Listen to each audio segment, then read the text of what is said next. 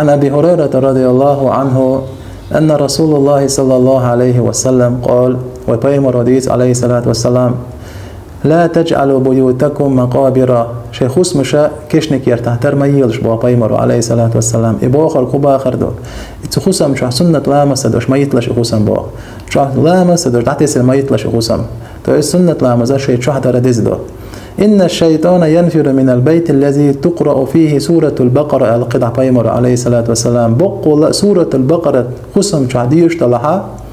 خصم شع سورة البقرة ديش طلعها تشور شيء أرد ولا شلون بوا بيغمبر صلى الله عليه وسلم تشور شيء أرد على تشور برت أورا لا تشو بسرنا نيوقع سمياش نيوقع أورا برت إما بيركت لا تشو شيء خلصت تشور برت يغوش بو إما بيركت عداقش دو تشور شيء أرد عقديش دو تشور شيء أرد بيغمبر ديتن صلى الله عليه وسلم مو ضاق تشور سورة البقرة ديش رسان أرد ولا على بيغمبر عليه الصلاة والسلام